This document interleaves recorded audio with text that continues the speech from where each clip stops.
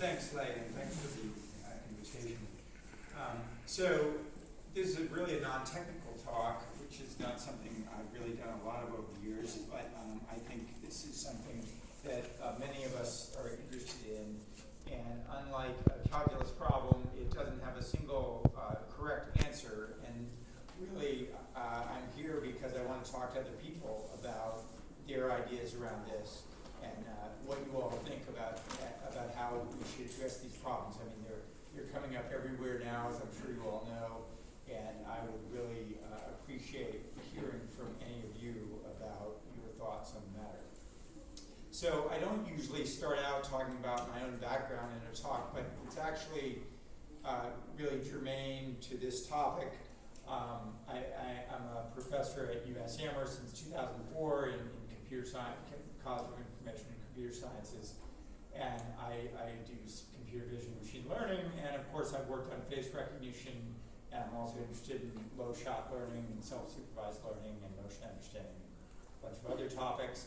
And as Leigh just said, I developed LFW with, it basically grew out of some work that Tamara Berg did at Berkeley, and then my student Gary Huang and I put it together, and I guess you all know the rest. But the most important part that I want to mention actually is that before I went to graduate school in 1989 to 1995, I was part of a medical imaging startup called Cortex, and we developed there the second image-guided neurosurgery system in the U.S., and I'll tell you more about that later. But the reason this is significant is because I had to write something called a 510K pre-market notification to the U.S. Food and Drug Administration to convince them that this device was safe and effective, and it was a computer device used to assist surgeons in neurosurgical procedures.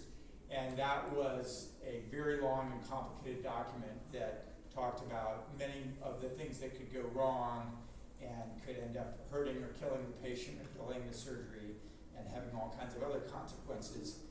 And when you go through that process, it makes you think long and hard about all the different problems that can happen with software. And so it really changed my life in terms of how I think about software safety and all the problems we can have with software. So as I've been thinking about how to manage the regulation of face recognition, this time working with the Food and Drug Administration on medical device safety really had a big influence on me. And I'll talk more about that later. So as you all know, there's so many issues surrounding face recognition now, from improving their technology to issues of fairness and privacy. There's a great book by Virginia Eubanks called Automating Inequality, where she basically says, look, if there's a pattern out there in the world, like most CEOs in the US are white males, so if you train a neural network on existing CEOs to recognize other CEOs, you're basically making a white male detector. And that's maybe not such a useful thing, or not what we want. There's security issues and financial issues around face recognition. There are questions of whether we want to be under surveillance or whether we want surveillance. There are obviously pros and cons. And many people have asked me in the last few years, like LFW was good, thank you, but it's not useful anymore, and it's biased, and it doesn't have any of these people or those people, and why don't you fix it and make a good database? And I've actually spent a lot of time thinking about how to do that, and I don't really think there's any single database that's going to solve all our problems, and that led me to the work that I'm going to talk about today. So I want to start with a little thought experiment, and I want to go back 100 years, and I want you to imagine that you've got a little girl or a little boy who is sick, and you want to go to the store and get them some medicine. And so you go to a drugstore, and this story is really most relevant for the United States, but I think it applies in many different places. And these are the kinds of medicines that you would see on the shelf 100 years ago. There's worm syrup, and it says it's a safe, sure, and pleasant vermifuge, meaning it kills worms. And let's see, there's magic seal liniment. I don't know if it's good or bad that it's supposed to be magic. And there's all these crazy labels. My favorite is Dr. Dufil's Awesome Sauce. So if we look at these a little more closely, like we look at the label on this one, it says it cures headaches, neuralgia, cough, cold, sneezing, hiccups, gout, gonorrhea, diphtheria, mumps, measles, whooping cough, and tuberculosis. So I would buy it just for the tuberculosis, but I mean, these claims are totally absurd, but 100 years ago, people who went into American drugstores really had no way of separating the things that had reasonable claims from those things that were actually effective products, that could actually help them. So you might buy this product for your little girl and give it to her, and it could kill her. And that was, of course, tragic. And as these things happen more and more during industrialization, people wanted to see these things regulated more carefully, and so things like the Food and Drug Administration emerged as a way to manage these devices. So now let's come back to the present, and what do we see now? And I'm picking on Face First. Is anybody here from Face First? Good. So we see overblown claims by industry in the realm of face recognition. So this particular advertisement says, Sentinel IQ by Face First can instantly detect known shoplifters the moment they enter a store. Now that's pretty amazing because it means, first of all, that it has everybody in the database, which is clearly false, and it says nothing about ever making an error, either a false positive or a false negative. And it even seems to know whether you're a shoplifter or not, whether you've ever been caught before. So the whole thing is totally ridiculous. And for those of you who are technically savvy and know about face recognition, of course, you can interpret this properly, most likely. However, there are lots of people who don't really understand the technology, they don't understand the limits of it, and they may have no idea that this is so preposterous, okay? Now, I'm picking on industry here, but now I'm going to pick on academia. So here is an article that was published in Science. So Science is supposed to be one of the most prestigious journals in the entire world. And the title of this article was 100% accuracy in automatic face recognition. So all of you who have been working on face recognition since 2008, you've been totally wasting your time because it was finished. It was finished in 2008. I mean, how ridiculous is that? Now, I don't know whether it's just a bad title. Actually, I did read this article when it came out, and I'm not going to spend the time in here telling you what it was really about. But suffice it to say, it was a very easy test problem that they were working on. So, and not only, how many people had seen this before, this title? Okay, I mean, it's a while ago, but not only did this occur in Science, and I don't know how it got by the editors, but the popular press, this kind of an article is a great thing for a tech magazine to pick up on and write a few articles about. So sure enough, lots of people picked up on this and said, look at the Glasgow researchers' amazing claim. And then this just spreads the misinformation further.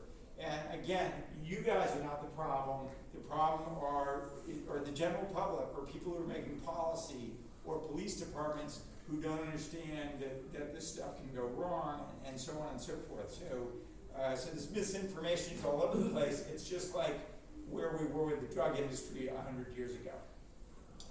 Okay, well, this slide's more for a non-technical audience, but the main point I want to make is, one of the questions I get asked most often is, what's the accuracy of face recognition? Everybody wants it to be 99.9%.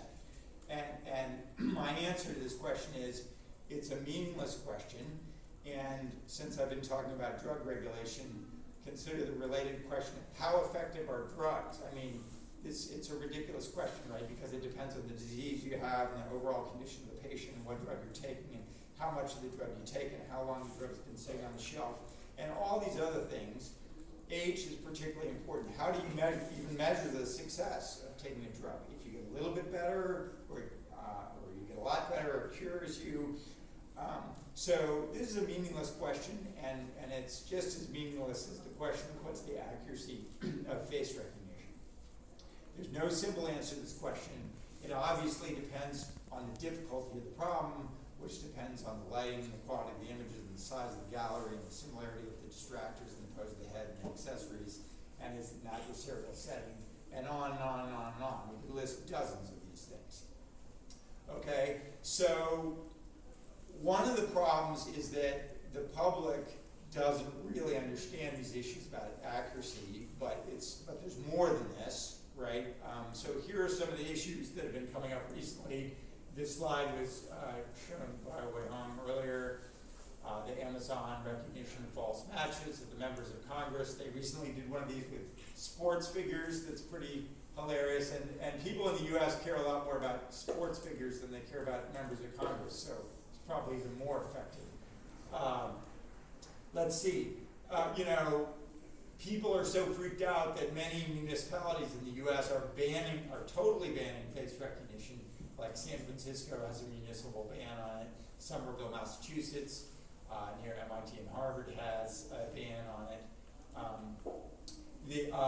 This is my friend Joy Walamwini at MIT, who has been instrumental in showing a lot of the deficiencies and drawbacks of face detection and face recognition and gender identification and so forth. She wrote the Gender Shades paper, which showed the differences in performance in many of these systems. There's a lot of debate about to what extent governments can and should use face recognition technology to track their citizens, and whether we should have mass public surveillance or not. So these are some of the issues that are being thrown around, and there's lots of possible solutions. A few other more specific things. There are questions in fairness. I mentioned this before, but so we know that there are accuracy differences across subgroups. We know that training neural networks can reinforce current skews. So things that are in the data that there are already imbalances in real data, and if we want those imbalances to not be in our final classifiers, then we can't just train them on a neutral sampling of that real data. We have to do something different. There's a lot of challenges around training and testing differences, right? So if I train on one data set or one population and test on another one, that's a problem. If I train on one quality of image and test on another quality, and there are questions about, even if I declare that a piece of software is supposed to be used in a particular way, how can I enforce that or keep track of whether it's happening? There are privacy issues. Can I be put in a police database without my permission? Can my face be used to train a company's face recognition system without my permission? And the rules about these things vary widely, from very conservative rules in Europe under GDPR to countries where there are essentially no regulations yet on these things. So there's a lot of misunderstanding by users too. People who are told, go out and use this face recognition system to identify a potential subject, and they don't understand reliability issues, like what's the probability these things are going to make mistakes. If the computer gives me a 99% confidence that my face recognition is correct, is that for real? Is that really saying that I will only have a 1% chance of having an error in that case, or does it mean something completely different? People tend to misunderstand these confidence ratings, and even here, tech people also misunderstand them widely, misunderstanding instructions for use and so forth. Okay, so as I said, people, because I was involved in LFW, lots of people, like, for example, Amazon has asked me to make a really good benchmark And they paid me lots of money to do this, so believe me, I was tempted to do it. And they want me to make a benchmark that's just going to solve all these problems. And so about 6 months ago, they asked me to do this. And I said, well, I really have to think carefully about whether I think this is possible or not. And I spent about a month thinking hard about it and trying to plan out exactly what I would do. And I ultimately concluded that, it was totally impossible to really give them what they wanted, which was something that they could test on, and if they passed it, then they would just be able to sort of deploy their software anywhere they wanted. So I'm just going to get a little coffee here. Can't have too much coffee. So I don't think we can do that, and I'll talk about why as I go on here. But and there are lots of different people working on lots of different elements of the solutions to these problems, like developing machine learning algorithms that have fairness guarantees. There are other people who are taking more of an approach like, if we find that somebody's software is not fair, we'll publish articles about it in newspapers and we'll embarrass them into fixing these problems. And my friend Joy has done quite a lot of that, and it's been very effective in raising the awareness about all these issues, and I applaud her for that, but in the end, it's not the final solution to these problems. Do we need better privacy protections like the GDPR in Europe? For those of you who don't know about the general data protection regulations, is that what it stands for? I highly recommend that you read a basic article about it because it's having a huge impact, not just on the face recognition community, but all machine learning.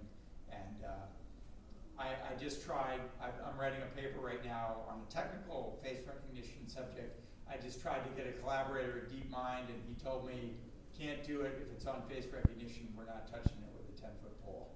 So a lot of companies are shutting down because they're so scared about the negative consequences of getting involved in face recognition technology.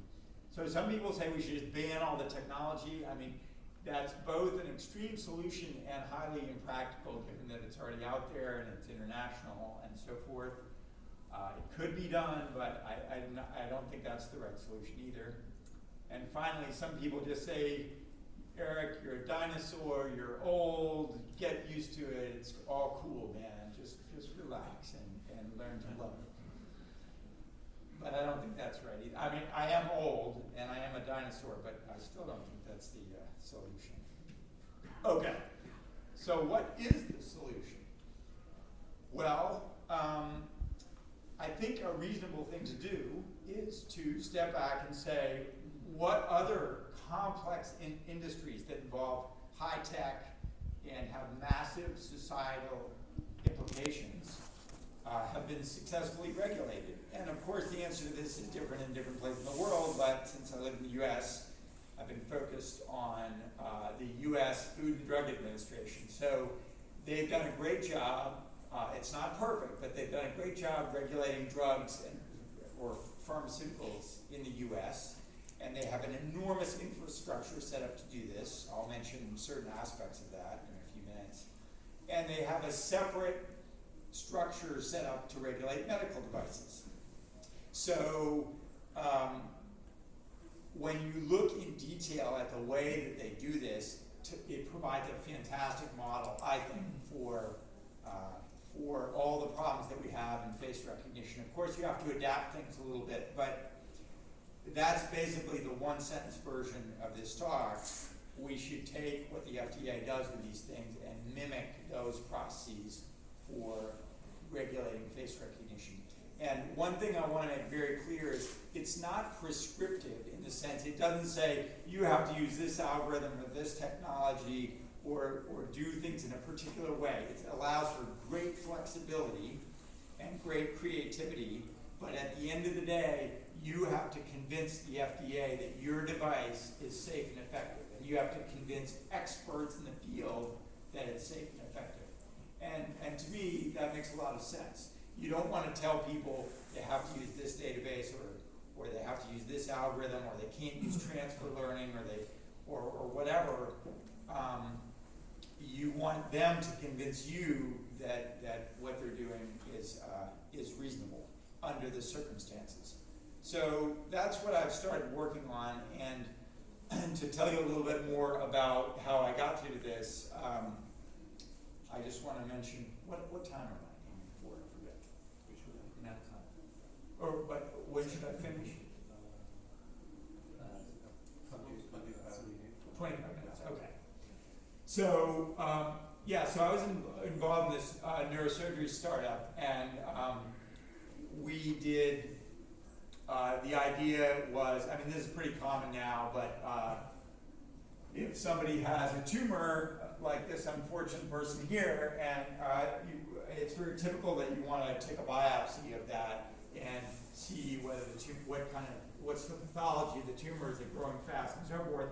And so you'd like to drill a small hole in this person's head and send a biopsy needle and hit the tumor. And of course, if you miss the tumor and poke the carotid artery, it's bad news. So you want to try to use the MRI images and this crazy device over on the right, which is basically a type of spherical coordinate system. So the idea is basically to be able to point to a point in the image and then be given the coordinates in the spherical coordinate system so that you can send the probe there exactly to within a millimeter or two of where the target is. So I got involved in the startup when I was about 23 years old, and we finished the device about a year later, and we were about to market it, and I met this guy, and he said, "How is your Food and Drug Administration application going?" And I was like, what's that? And he's like, yeah, you have to actually prove that this stuff is safe and effective before you go sticking it in people's brains. I was like, wow, that's a drag. And so I started looking into this thing called a 510K pre-market notification, which is a document that you prepare for the US FDA to convince them that your medical device is safe and effective. And I started reading these manuals that say how you do this. It turns out that for the comparable type of application for a major new drug is often 10 to 20,000 pages long. For a medical device, it's usually just a few hundred pages. So, and there were 4 people in my company, and I was the only one that could conceivably do this.